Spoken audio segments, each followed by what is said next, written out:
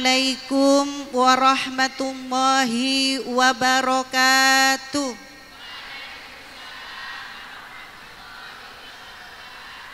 Alhamdulillahi rabbil alamin. Rabbi shrahli sadri wa yassirli amri wahlul 'uqdatam min lisani yafqahu qawli. Qalu subhanaka la ilma lana illa ma 'allamtana innaka antal alimul hakim. Amma ba'du. Yang kami hormati Ibu Hajah Sulihah selaku sesepuhnya Lembaga Pendidikan PAUD RA Al-Hidayah sekaligus penasehat perintis juga. Yang kami hormati Ibu Hajah Ani, yang kami hormati Ibu Ketua serta seluruh jajaran kepengurusan Majelis Taklim Nurul Hidayah, hadirin semuanya jamaah Majelis Taklim Nurul Hidayah yang selalu dirahmati oleh Allah Subhanahu wa taala. Puji syukur kehadirat Allah Subhanahu wa taala yang telah melimpahkan rahmat, nikmat, taufik serta hidayahnya sehingga alhamdulillah pada kesempatan ini kita semuanya masih diberikan kemampuan, kesehatan, kesempatan untuk melangkahkan kaki datang ke sini. Layaknya kita sedang menonton film, kita beli karcisnya harus antri, kita datangnya harus duluan biar kita tampak dari depan sendiri ketika malaikat mencatat iku sing paling istiqomah ndek ngarep, ayo malaikat lebokno swarga dikek. Oleh karena itu panjenengan sing ndek mburi-mburi mene kudu ana ndek ngarep dhewe rebutan. Ngoten nggih? Sholawat dan salam semoga tetap terlimpah dan tercurah pada baginda Rasulullah sallallahu alaihi wasallam. Ibu-ibu yang kami hormati, alhamdulillah pada kesempatan ini kita masih diberikan umur yang panjang yang barokah sehingga kita masih mampu istighosah dan mendengarkan nanti majelis taklim pengajiannya yang akan diisi oleh seorang doktor, beliau putra dari Abah Ali Ahmad beserta Ibu Ani. Alhamdulillah awak dewe duwe doktor di Al-Hidayah. Itu yang kita upaya no ilmune ayo dipek pisan nggih, biar pinter enggak beliau sendiri. Kita dengarkan beliau dengan apa judul temanya? Judul temanya apa, Bu? Mendidik anak. Yuk carane mendidik anak sing baik, sing tepat biar benar-benar menjadi tabungan kita kelak kita sudah dipanggil oleh Allah Subhanahu wa taala. Karena anak adalah salah satu yang bisa kita bawa ketika kita sudah diambil oleh Allah. Kan sing digawa mati mek telu, Bu. Siji gelang gede ora kan? Bojo ganteng ya ora digawa sebu.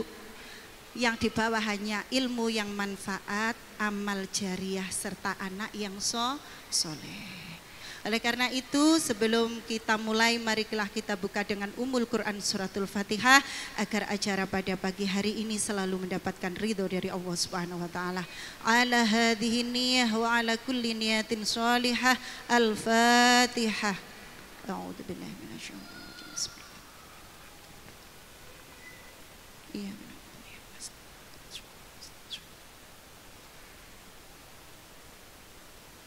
Matur nuwun mugi-mugi waosan Fatihah kula wau ditampi kalian Allah Subhanahu wa taala.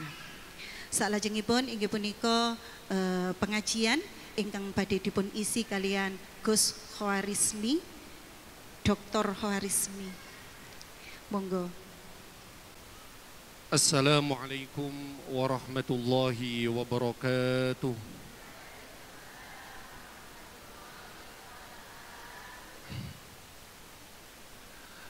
مولاي صل وسلم دائما أبدا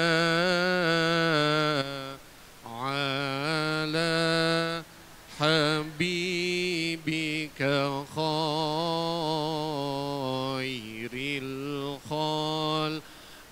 كلهم هو الحبيب الذي ترجى شفاعته لكل هول من ولمقتحم يا ربي بالمصطفى بلغ مقاصدنا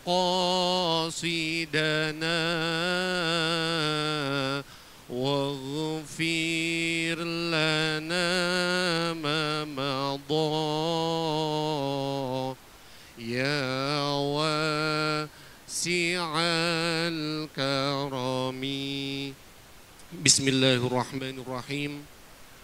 الحمد لله والصلاة والسلام على رسول الله سيدنا محمد بن عبد الله. اللهم صل على سيدنا محمد الفاتح لما أغلق والخاتم لما سبق ناصر الحق بالحق والهادي إلى صراطك المستقيم وعلى آله وصحبه حق قدره ومقداره العظيم. ربنا افتح بيننا وبين قومنا بالحق وأنت خير الفاتحين. Yang sama-sama kita hormati penasehat dari Majelis Nurul Hidayah, Ibu Hajah Sulihah. Kemudian juga yang sama-sama kita hormati Ibunda kami, Ibu Hajah Ani Zulia. Kemudian ketua, pengurus, dan semua yang mengurusi daripada Majelis Nurul Hidayah ini, dan juga seluruh hadirin yang hadir pada pagi hari ini. Semoga Allah Subhanahu wa Ta'ala selalu memberikan kita kesehatan, ketetapan iman. Amin, amin ya Rabbal Alamin. Salawat beserta salam semoga Allah Subhanahu wa Ta'ala, salawat beserta salam semoga tetap tercurah limpahkan kehadirat junjungan kita Nabi besar, Nabi Agung Muhammad sallallahu alaihi wasallam. Para hadirin sekalian, ibu-ibu, ya Allah, cantik semua ini. Karena yang gak cantik cuman kulo. Kulo diamanahi oleh pengurus semuanya untuk membawakan materi tentang bagaimana mendidik anak menurut ajaran-ajaran yang ada di Al-Quran dan para hadirin sekalian.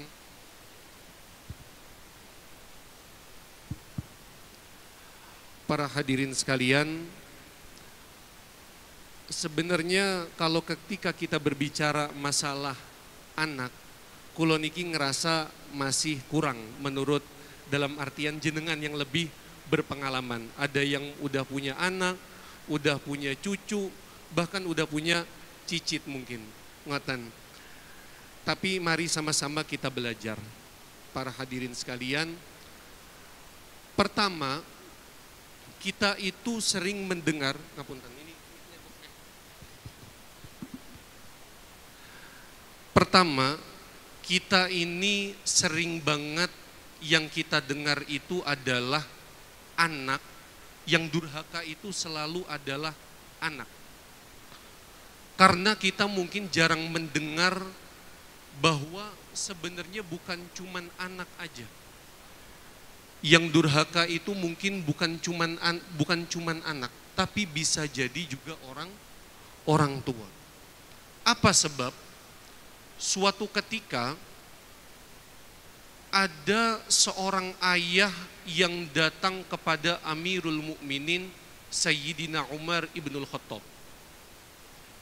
Beliau itu membawa anaknya sambil ngelaporin ke Sayyidina Umar.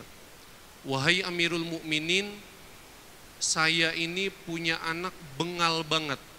Saya ini habis dipukul di mukanya saya. Sama siapa? Sama anaknya saya.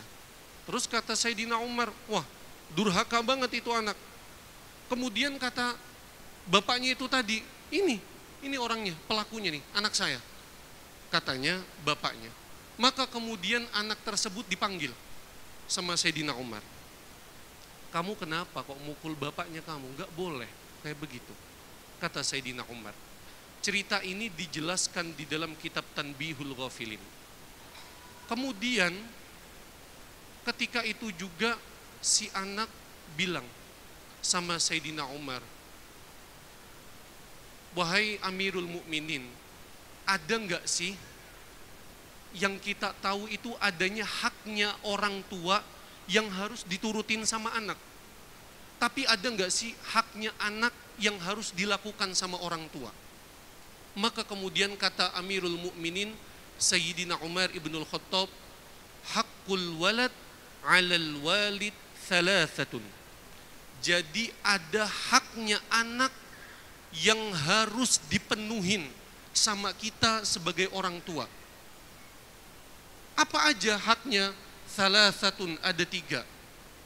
Yang pertama, ayyuhsina ismahu. Kemudian wa yu'allimahu kitaba. Kemudian wa yuzawwijahu idza balagha. Yang pertama kata Amirul Mukminin bilang ke ini anak, yang pertama yaitu adalah ayyuhsina ismahu, memperbagus namanya. Jadi kalau kita punya anak, Bu, jangan dikasih nama yang penting keren. Tapi kita juga harus tahu maknanya. Yang pertama ayyuhsina ismahu. Kemudian yang kedua yaitu wa yu'allimahul kitaba. Apa itu wa yu'allimahul kitaba? Mendidik anak kita, baik dalam pendidikan agama atau lain sebagainya. Kemudian yang ketiga apa? Wa yuzawwijahu idza balagha, yaitu nikahin kalau emang udah datang waktunya. Itu haknya anak yang harus dipenuhin sama orang tua. Maka kemudian itu anak tadi yang di depannya Sayyidina Umar tuh ngomong, tapi semuanya itu tidak dipenuhin sama orang tua saya, sama bapaknya saya. Loh, emang kamu disekolahin apa enggak? Diajarin apa enggak? Dididik apa enggak? Kemudian kata si anak itu, saya loh enggak pernah sholat, enggak pernah dididik juga, enggak pernah diajarin sama orang tua saya. Lah terus kamu setiap harinya ngapain? Saya ini setiap harinya ngangon kambing. Ngangon kambing. Jadi tiap hari, tapi enggak disekolahin. Maka ini anak, kemudian akhirnya si Amirul Mukminin Sayyidina Umar ini langsung manggil bapaknya tadi. Pak, abis ini ngucapin alhamdulillah. Kemudian si bapak kaget, lah saya dipukulin kok ngucapin alhamdulillah. Kenapa emangnya? Lah ini anak kagak pernah bapak sekolahin, kagak pernah bapak didik. Dia gak bisa ngebedain mana kepala kambing, mana kepala bapak. Kayak begitu, gak bisa dibedain. Karena kenapa? Ya dia kagak pernah belajar, Bu. Kayak begitu.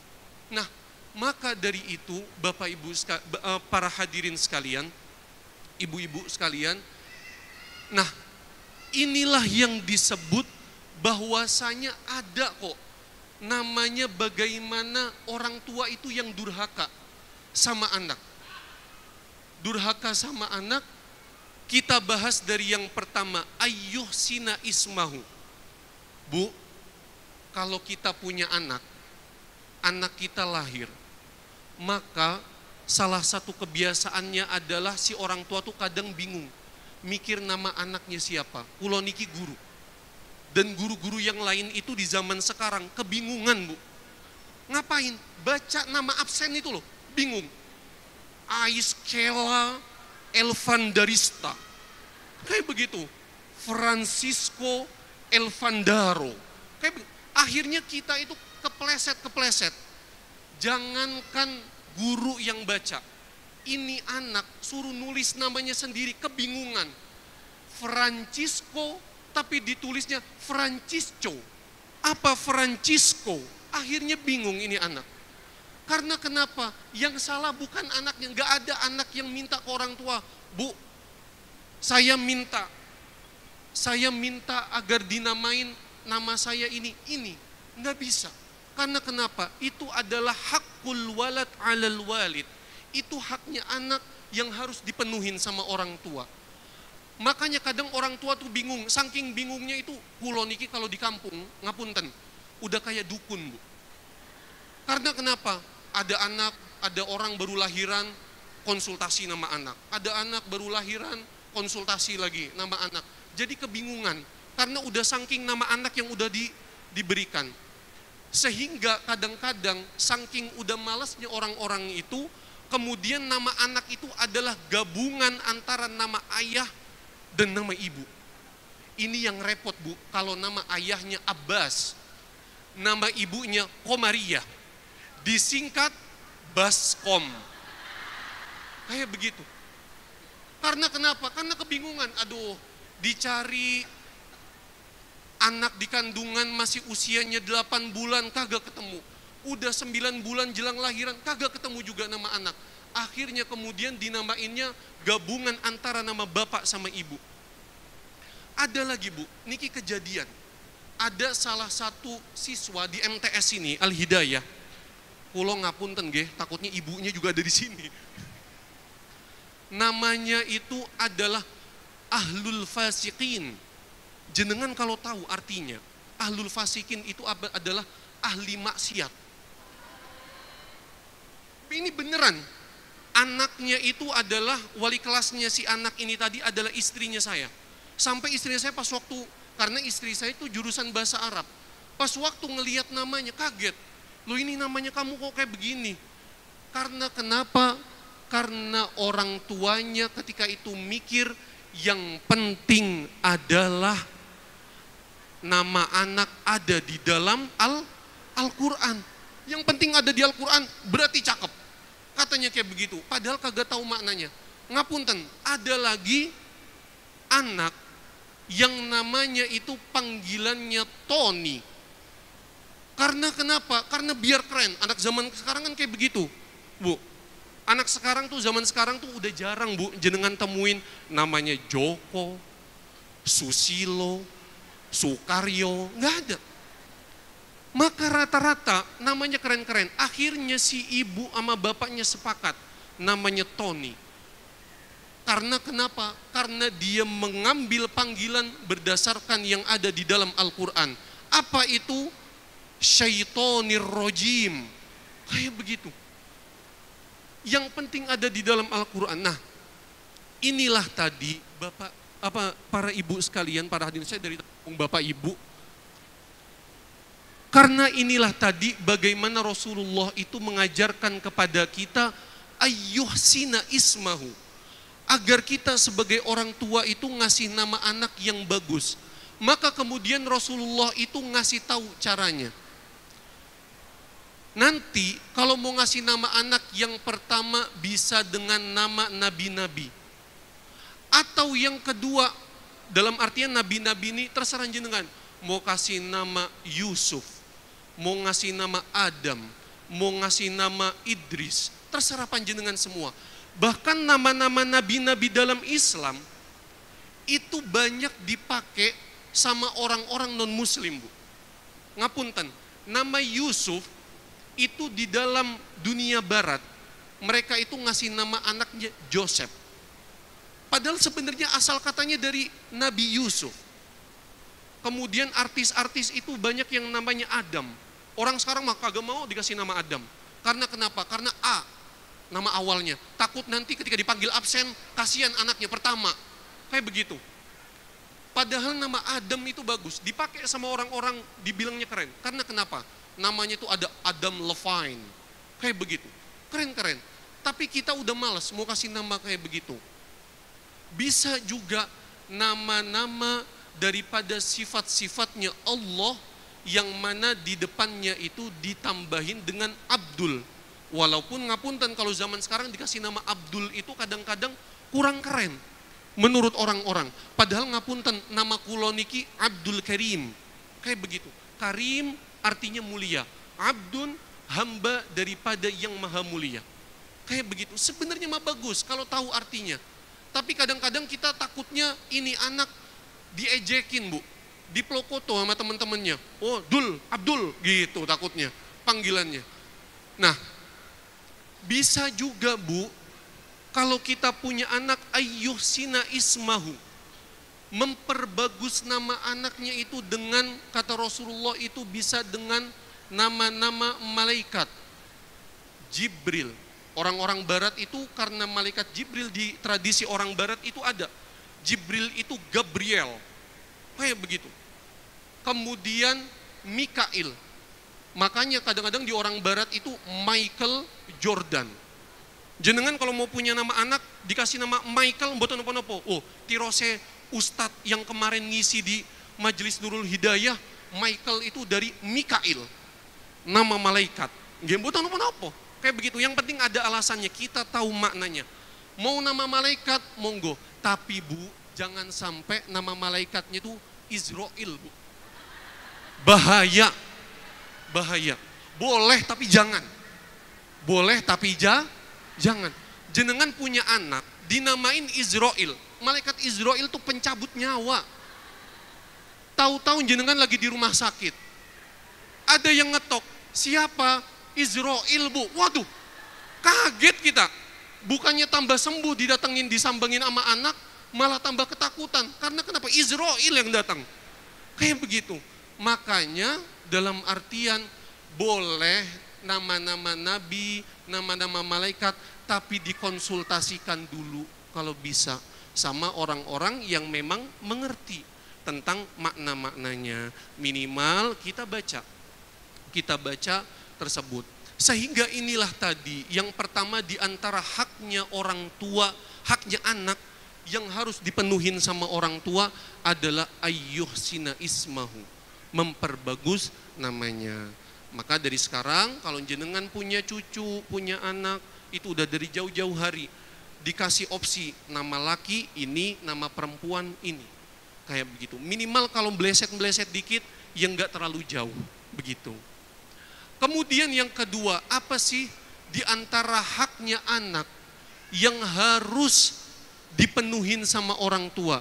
Yaitu kata Sayyidina Umar, wa yu'allimahul kitaba, yaitu ngajarin anak, mendidik anak-anaknya kita. Nah, para hadirin sekalian, kita itu harus memahami bahwasanya anak itu adalah investasi, Bu. Anak itu investasi.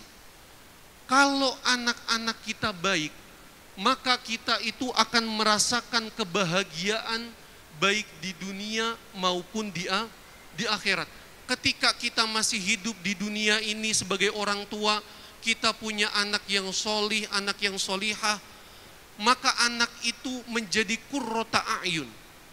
Qurrata a'yun niku nopo? Kadang-kadang kita itu doa, Rabbana hablana min azwajina wa dzurriyyatina qurrata a'yun.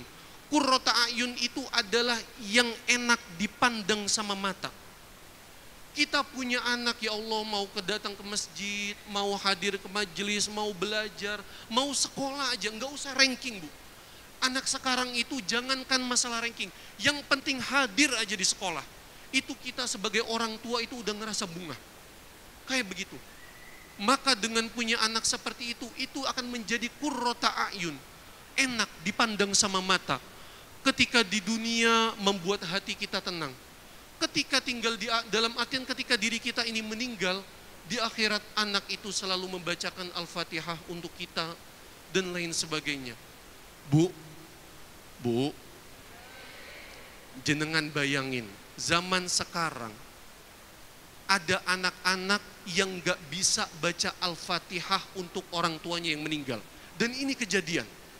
Ketika hari Jumat Legi kayak begini, itu kan kadang-kadang kita ziarah ke makam orang tua. Nah ini ada cerita kakak sama adik nyambangin orang tuanya yang udah meninggal. Karena si kakak sama adik ini gak bisa baca Quran, gak bisa baca Yasin, maka yang dibuka niku adalah HP-nya, Bu. Yang dibuka niku HP-nya, kemudian habis itu ditulis YouTube. Di YouTube ditulis surat Yasin.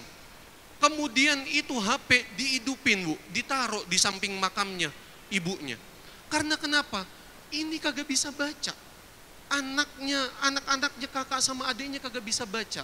Maka yang kasihan siapa? Yang kasihan adalah kita. Na'udzubillah. Kita selama ini nyepletin anak, ayo udah kursus bahasa Inggris belum? Kursus matematika belum? Tapi kagak dipikirin bahwa anak ini udah bisa ngaji apa belum.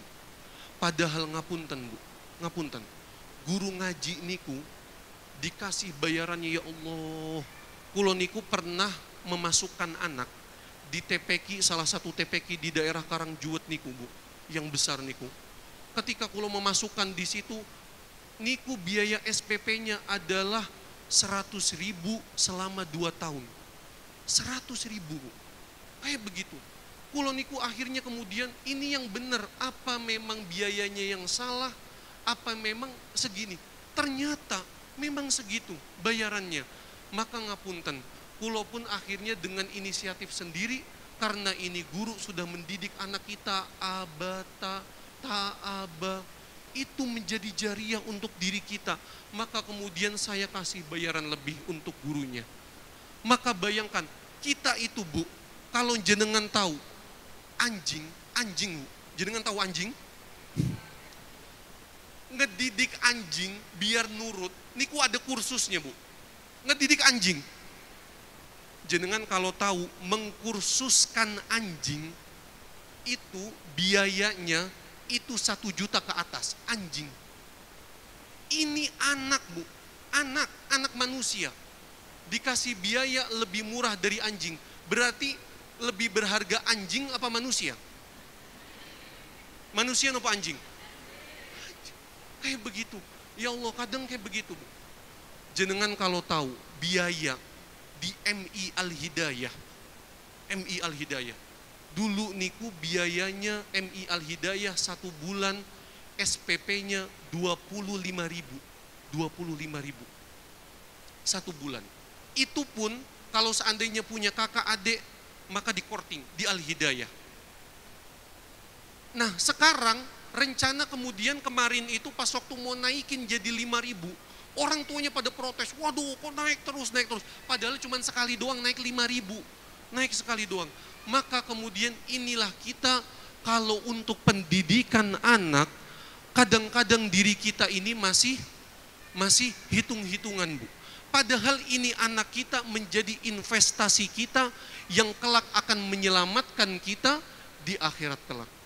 Bapak Ibu sekalian, seandainya ngapunten, ada orang tua yang kemudian masuk neraka, tapi kemudian anaknya masuk surga, maka itu anak kemudian ngomong sama Allah, ya Allah, saya ini dimasukkan ke surga sebab saya ini hafal Al-Quran. Walaupun misalnya juz ammah, saya ini hafal Al-Quran, tapi saya hafal Al-Quran berkat orang tua saya yang udah membiayai saya untuk sekolah. Kayak begitu. Maka saya nggak ridho, ya Allah, saya dimasukkan ke surga, tapi orang tua saya ada di neraka. Maka saya minta ya Allah untuk menarik orang tua saya yang ada di neraka ini untuk masuk ke surga nanti. Maka daripada itu para ibu sekalian, diri kita sebagai orang tua harus menyadari bahwasanya pendidikan niku Bu, niku adalah investasi kita. Pendidikan anak itu adalah investasi yang kelak itu akan kembali kepada diri kita sebagai orang tuanya. Nah, di antara bentuk pendidikan itu adalah salah satu hadis, yaitu muru auladakum bis salati wahum sab'u sinin wadribuhum wahum abna'u ashrin. Kata di dalam hadis, ini hadis sahih. Kata Rasulullah, ajarin, perintahkanlah anak kita untuk sholat. Wahum sab'u sinin, ketika dia berusia 7 tahun. Wadribuhum, dan pukullah anak kita itu kalau enggak sholat. Wahum abna'u ashrin, kalau dia udah berumur 10 tahun. Nah, ini hadis Bu. Kalau kita punya anak usianya 5 tahun, 6 tahun, 7 tahun, 8 tahun, 9 tahun, maka yang diperintahkan adalah muru auladakum. Perintahkan aja. Maka kita punya anak umur segitu, perintahnya adalah diri kita tuh yang penting nyuruh. Anakku, ayo udah sholat apa belum? Kalau belum sholat, ayo sholat. Kayak begitu. Pokoknya disuruh aja, diperintah aja. Disuruh aja, udah sholat zuhur apa belum? Udah, oh ya udah, kalau udah sholat maghrib apa belum? Belum, maka diperintahkan aja. Kalau misalnya bangunnya kesiangan, hari Minggu, hari libur bangun kesiangan, nah udah sholat subuh apa belum? Belum, ayo dikodok, diajarin sama orang tuanya. Maka perintahnya adalah memerintahkan doang, jangan dipukul. Usianya kalau masih usia 7 ke bawah sampai sebelum berusia 10 tahun. Kalau misalnya ini anak, aduh bah, saya capek kayak gitu. Oh ya udah, kalau misalnya capek, yang penting perintahnya Allah itu adalah kita yang penting negur. Negur aja. Maka kemudian wadribuhum wahum asyarah sinin. Kalau udah berusia 10 tahun, maka naik bu. Levelnya naik. Levelnya naik menjadi apa? Levelnya itu naik kemudian dipukul. Dipukulnya gimana bu? Maka ada tata caranya bagaimana memukul anak. Pertama bu, kalau mukul anak enggak boleh mukul di area wajah. Ditampar, kemudian apalagi sampai dipukul, itu enggak boleh. Kemudian apalagi tidak boleh memukul yang sifatnya itu sampai mengeluarkan darah. Yang ketiga, ajarannya para ulama itu pukulannya jangan bersifat memalukan. Anak dibawa keluar, dipukul di depan orang-orang sehingga anak itu merasa dendam sama orang tuanya. Maka jangan salahin anak, Bapak Ibu-ibu sekalian. Jangan salahin anak kalau anak itu menyimpan rasa dendam sama orang tua. Karena sebab apa? Karena sebab anak-anak kita itu naudzubillah pernah kita permalukan di hadapan orang-orang, kita pukul dan lain sebagainya, kita marahin tapi di depan orang-orang. Maka jangan sampai juga takut untuk memukul. Memukulnya area mana? Memukulnya misal area tangan. Dipukul pakai apa? Misal dipukul, ditampar dulu pakai tangan kita, dipukul di area tangannya dia. Dipukul, ayo sholat duhur berapa rakaat? 4 rakaat, pukul 1 kali, 2 kali, 3 kali, 4 kali. Jangan takut, karena kenapa? Ini ajarannya Rasulullah. Dan Rasulullah itu sebagaimana yang Allah perintahkan. Maka lebih pintar Allah dibandingkan diri kita. Oh ini nyiksa anak? Enggak bu, ini enggak menyiksa anak. Ini untuk membentuk kebiasaan anak bahwa apa yang kita lakukan itu memiliki konsekuensinya. Kayak begitu. Kalau misalnya kemudian apa mau mukul daerah kaki, silahkan dipukul di daerah kaki. Kalau seandainya usia 10 tahun kemudian masih belum sholat. Karena usia baligh, ibu-ibu sekalian, usia baligh itu zaman sekarang beda sama zaman dulu. Anak-anak sekarang bu, anak MI itu usia 9 tahun itu udah ada yang head. Anak MI. Usia 9 tahun udah ada yang head. Anak laki-laki usia 9 tahun itu udah ada yang keluar mani. Karena sebab pergaulannya sekarang. Maka daripada itu, kita sebagai orang tua bertanggung jawab. Untuk apa? Untuk tadi. Untuk tadi bagaimana diri kita itu pertama memerintahkan, kalau enggak dipukul. Jangan sampai diri kita ini takut. Nah, maka daripada itu kata Nabi, anak itu usia 1 sampai 9 tahun bu. 1 sampai 9 tahun itu kal amir, seperti raja. Anak itu usia 1 sampai 9 tahun itu kal amir, seperti raja. Kemudian usia 10 tahun sampai kemudian usia di atas atasnya sekitar 17 tahun, maka anak itu kal asir, yaitu seperti tawanan perang. Kemudian usia 17 tahun sampai ke atas, anak itu bagaikan karrofiq, seperti teman kita. Pertama, anak usia 1 sampai usia 9 tahun, itu anak itu masih bagaikan kal amir, kayak raja. Raja itu gimana Bu? Harus diturutin. Raja itu, anak minta, Bu, buatin susu. Oke, gitu, dibuatin susu. Kemudian Bu, beliin ini. Oke bos, kayak begitu dibeliin. Anak minta, Bu, lapar, makan. Oke, buatin juga. Karena kenapa? Kata Nabi, anak usia harus dididik kal amir, kayak raja. Apa sebabnya? Nanti sebabnya akan saya jelaskan di belakang. Kedua, usia 10 sampai 17 tahun, anak itu harus dilakukan kal asir, kayak tawanan perang. Tawanan perang itu gimana Bu? Dia mau ngapa-ngapain bebas. Dia mau ngapa-ngapain, mau main bola, mau misalnya mau main ini, main itu, silahkan. Tapi kalau sampai dia tidak menuruti perintah orang tuanya, maka ada konsekuensinya. Konsekuensinya yaitu dihukum. Kayak begitu. Kemudian anak berusia 17 tahun sampai dia dewasa, sampai sebelum anak itu menikah, anak itu bagaikan karrofiq, kayak teman.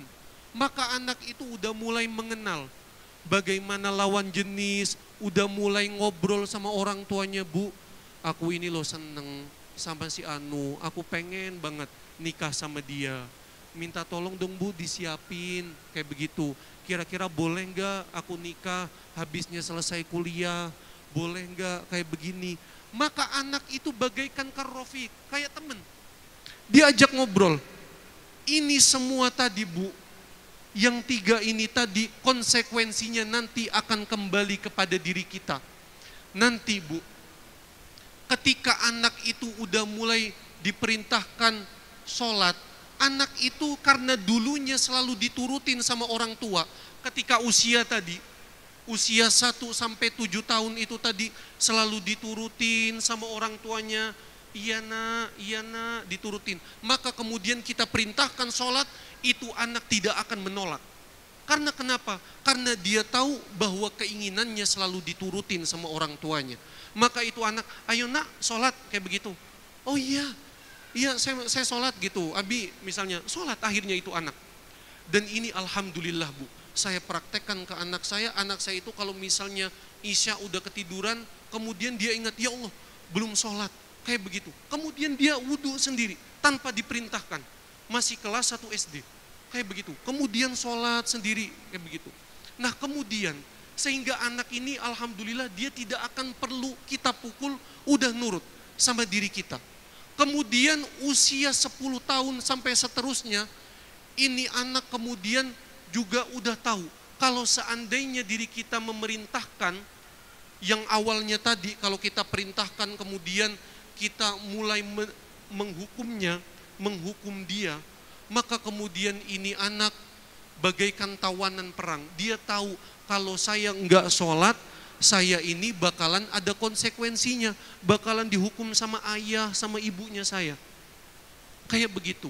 Kemudian dia juga akan tahu masalah-masalah agama, udah usia 17 tahun kayak begitu, udah mulai berpikirannya dewasa. Itu anak tidak akan tertutup Bu, sama diri kita, tidak akan tertutup.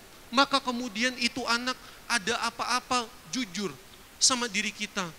Ya saya ini loh di sekolah itu punya teman kayak begini. Akhirnya berani cerita sama diri kita.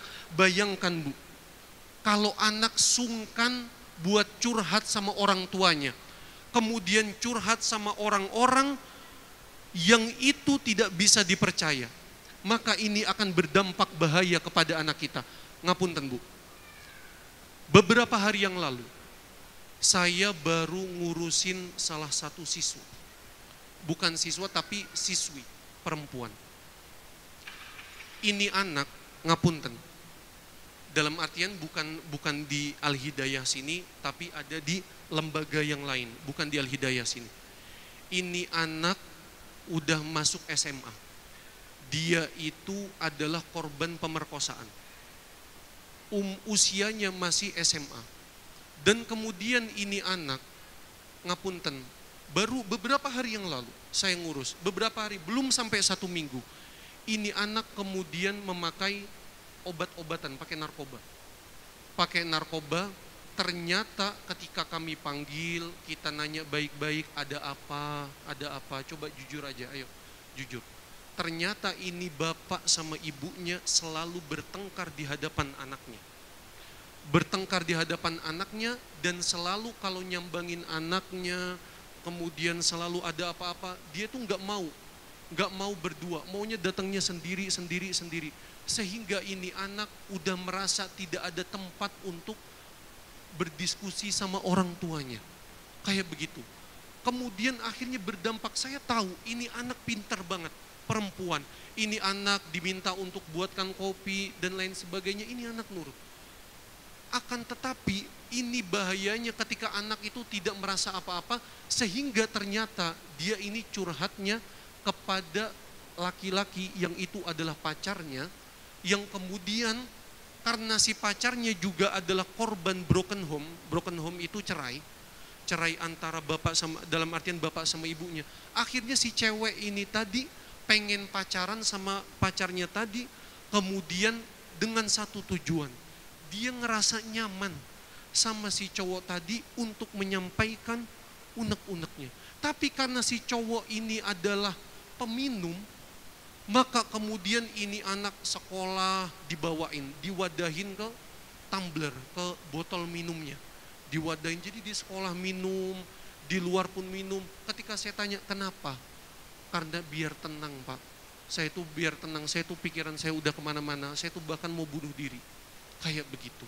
Maka daripada itu, ibu-ibu sekalian, kita harus menyadari bahwasanya bukan hanya anak yang durhaka, Bu.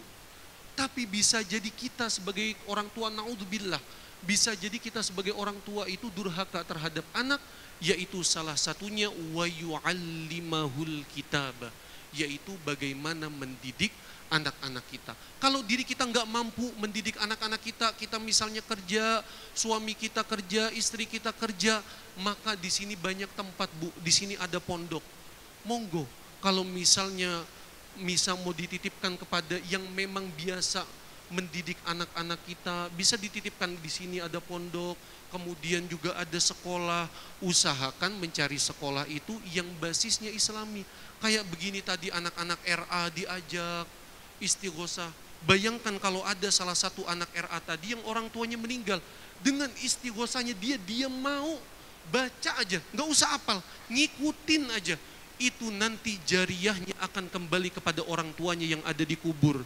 Itu bagaikan diri kita ini, Bu, udah berterbaring di dalam kuburnya kita ini kayak dibawain makanan. Assalamualaikum, ini loh ada makanan. Siapa yang ngirim? Anaknya jenengan, anak pertamanya jenengan.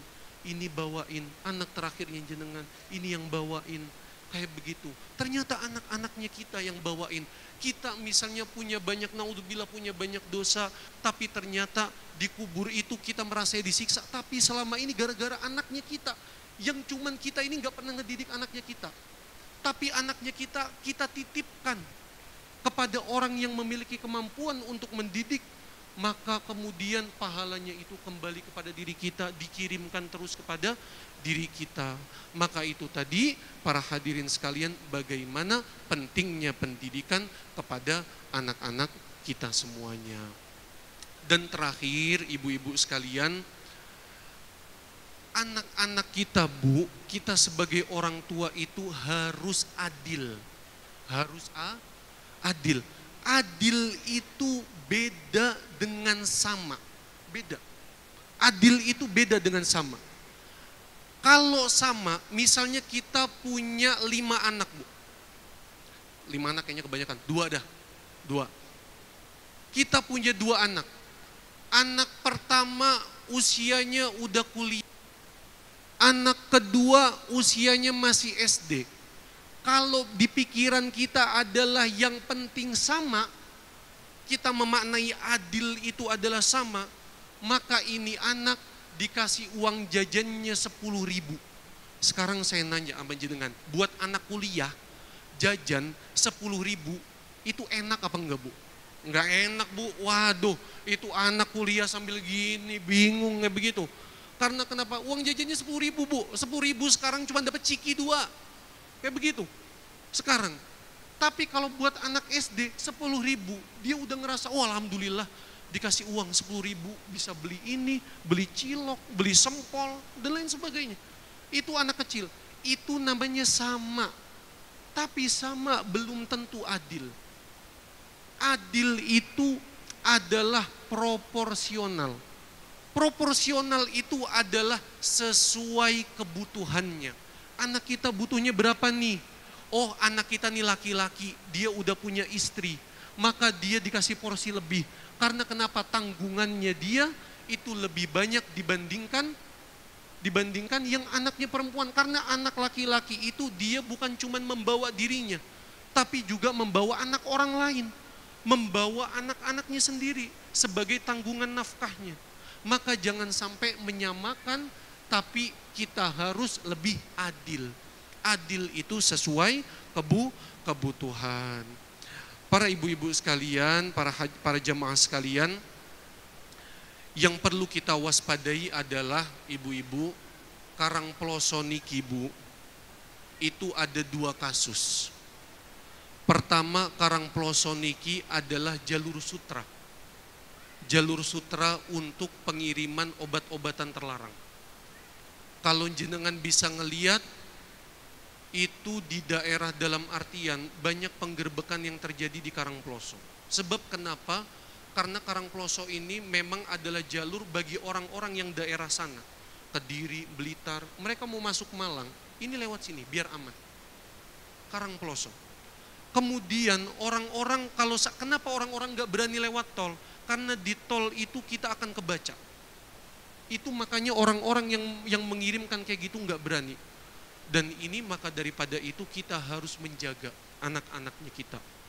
Dari minum-minuman keras, dari obat-obatan terlarang, kita harus menjaga. Kita tidak bisa untuk menjaga anak kita 24 jam, nggak bisa. Tapi dengan doanya kita ketika diri kita sholat, insya Allah, Allah lah yang menjaga selama 24 jam. Kemudian apalagi yang kedua, Bu? Yang kedua yaitu Karangploso niki ngapunten banget.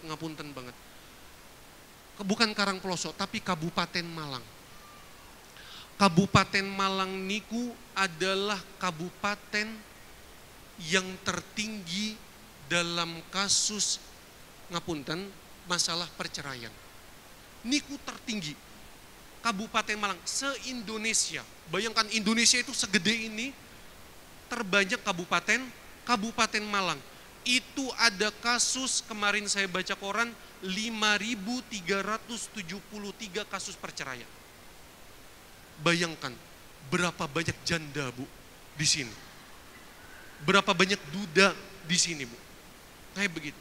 Nah, dalam artian bukan masalah kasus perceraian. Bisa jadi perceraian itu ada karena kasus suami mukulin istri. Bisa jadi kasus istri yang mungkin punya hutang sebegitu banyak, gak mau tanggung jawab dan lain sebagainya.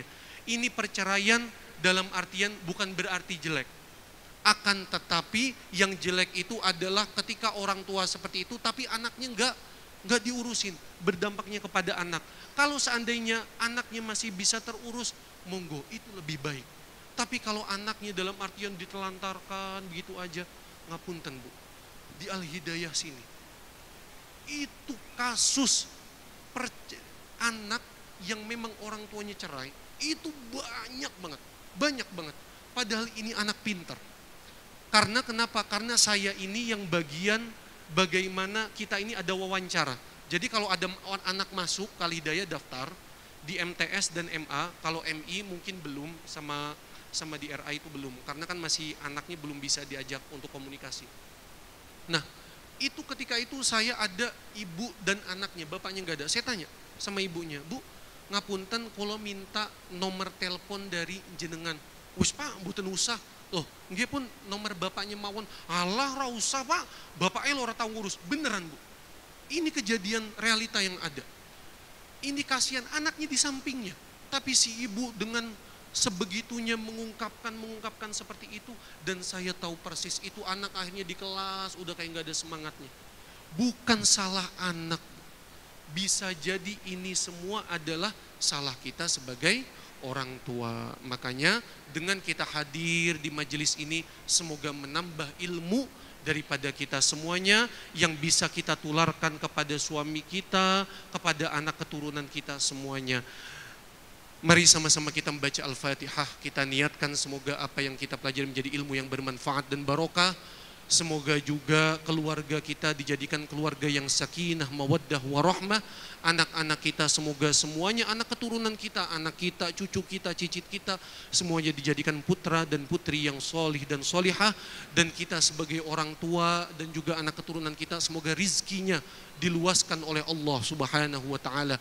Kita semuanya yang masih belum diberikan kesempatan untuk beribadah haji, beribadah umroh, semoga Allah mudahkan semuanya di antara kita untuk melakukan ibadah haji dan umrah. Amin ya rabbal alamin. Ala hadi niyah wa ala kulli niyatin salihah wa ila hadratin Nabi Muhammadin sallallahu alaihi wasallam. Al-Fatihah.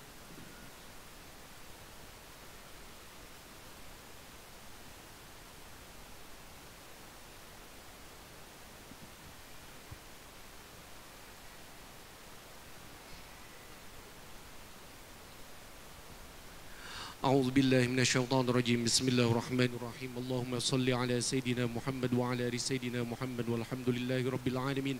اللهم صل على سيدنا محمد الفاتح لما أغلق والخاتم لما سبق ناصر الحق بالحق والهادي إلى صراطك المستقيم وعلى آله وصحبه حق قدره ومقداره العظيم. اللهم اجعل جمعنا هذا جمعا مباركا وتفرقنا من بعده تفرقا معصوما ولا تجعل فينا ولا معنا شقيا أو محروما. ربنا هب لنا من أزواجنا وذرياتنا قرة أعين واجعلنا للمتقين إماما. ربنا آتنا في الدنيا حسنة وفي الآخرة حسنة وقنا عذاب النار وادخلنا الجنة مع الأبرار يا عزيز يا غفار يا رب العالمين. وصلى الله على محمد والحمد لله رب العالمين. آمين يا الله يا رحيم. أنت جواد الحليم وأنت نعم المعين. آمين يا الله يا رحمن يا رحيم. أنت جواد الحليم وأنت نعم المعين. يا الله يا رحمن يا رحيم. أنت جواد الحليم وأنت المعين. والله الموافق إلى أقوام الطريق. ثم السلام عليكم ورحمة الله وبركاته.